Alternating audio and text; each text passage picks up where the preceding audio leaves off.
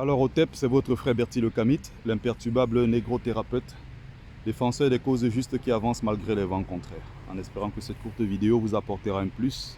Vie, force, santé à vous. Alors, c'est quoi trahir ses ancêtres?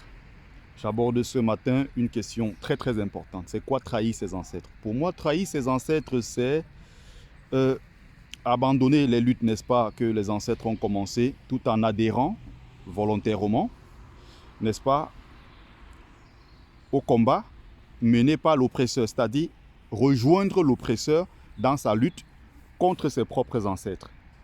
Je prends l'exemple du christianisme, une religion qui est arrivée en Afrique par la guerre, par la force, par la castration. Les parents de l'époque ont eu le mérite, avec le petit matériel qu'ils avaient, de se battre contre l'oppression coloniale, se battre contre ces religions du livre, se battre contre ces religions violentes. Ils ont eu le mérite de se battre. Aujourd'hui, nous, Africains, majoritairement, nous disposons des loups arsenaux pour nous imposer face aux colons, sauf que nous avons accepté que désormais le christianisme faisait partie de l'Afrique, que ça faisait partie de notre identité. Nous adorons d'ailleurs un Jésus blanc aux yeux bleus, n'est-ce pas? Nous sommes tellement fiers de cette religion, alors qu'elle s'est imposée en Afrique par la guerre, par la force, par la castration, par l'esclavage, par les violences inouïes. Au lieu de se battre, non, nous avons choisi le côté de l'oppresseur. Aujourd'hui, toi, tu es africain, tu es noir. Mais ta conscience historique, tes pensées et tes prières sont orientées, pas en Afrique, chez toi, qui est censé être ton paradis, mais c'est orienté en Occident, c'est-à-dire c'est orienté au Vatican. Tu orientes toutes tes prières, toutes tes bénédictions vers les ancêtres des autres ou au Vatican, au détriment de tes propres ancêtres.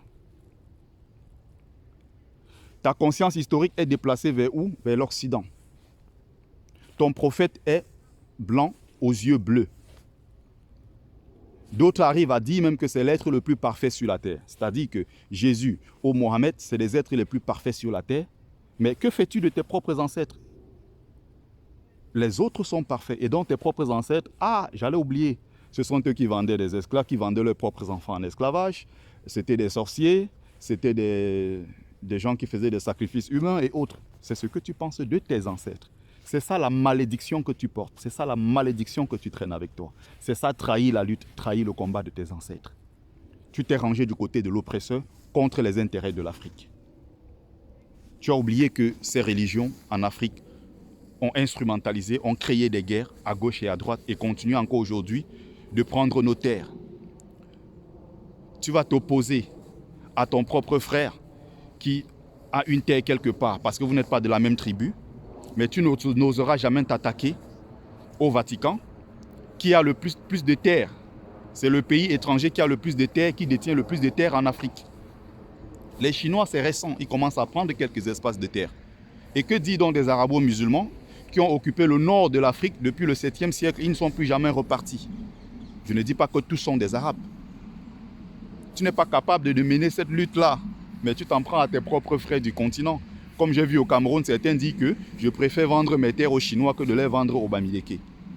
Tu t'en prends à ton propre frère, mais tu n'es pas capable de t'attaquer au Vatican, qui a plus de terres au Cameroun que plusieurs Camerounais réunis. Plusieurs millions de Camerounais réunis d'ailleurs. C'est ça, trahir le combat de ses ancêtres. C'est ça, être maudit. C'est ça la malédiction qui traîne, que vous traînez. Vous qui avez humilié vos ancêtres, vous qui tous les jours crachez sur vos ancêtres, en glorifiant les ancêtres des autres. C'est pour ça d'ailleurs qu'ils n'ont pas de respect pour vous.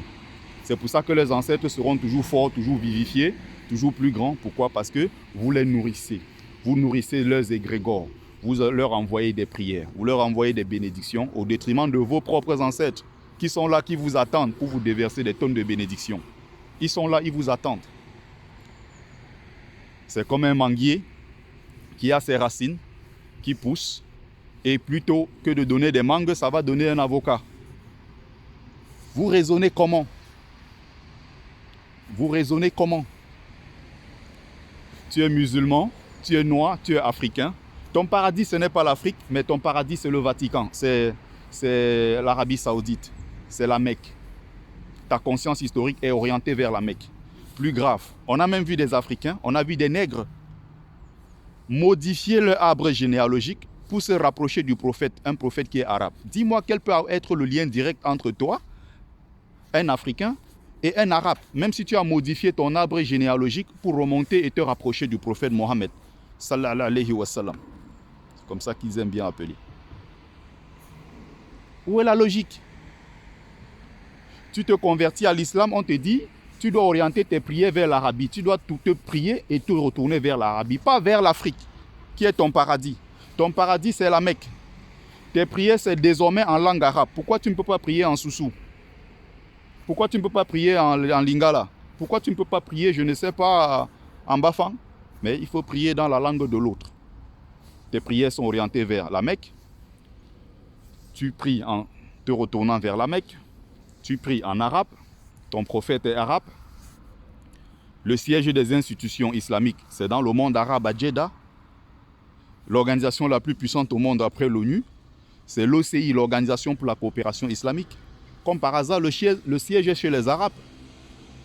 Pourtant, les Arabes ne font que 20% de la population musulmane dans le monde. Pourquoi il n'y a pas ce siège-là, je ne sais pas, à Bamako, où il y a beaucoup de millions de musulmans? Pourquoi ils ne le font pas en Indonésie, il y a beaucoup de musulmans?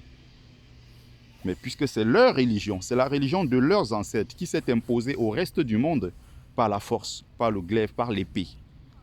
Il reste les héritiers. Ils ont le testament de l'islam parce que c'était la religion de leurs ancêtres qui était censée être une religion locale qui s'est finalement, n'est-ce pas, ils ont fait ce qu'ils appellent les gires, ils ont fait ce qu'ils appellent, comment on appelle ça, ils ont imposé leur religion aux autres, ils ont fait le djihad. Ce que d'ailleurs beaucoup d'Africains ont passé le temps à faire à leurs propres frères. C'est donc ce discours qui est dangereux, c'est ça être donc dans la malédiction, dans la continuité de cette malédiction.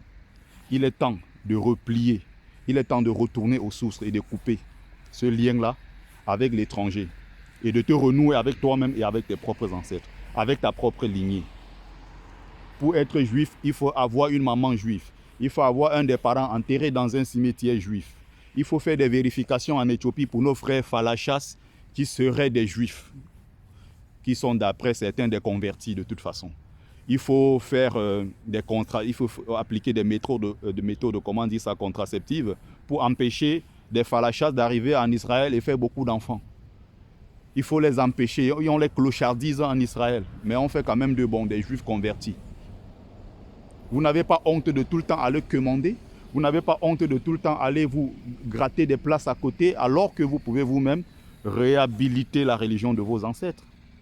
C'est ça, trahir ses ancêtres. Aller commander, s'humilier, alors que vous pouvez tout simplement redynamiser, vous reconnecter à vos ancêtres et faire revivre, n'est-ce pas, Sekhmet, faire revivre vos ancêtres, faire revivre tous ces héros et héroïnes du peuple noir. Merci, c'était ma petite contribution. Otep.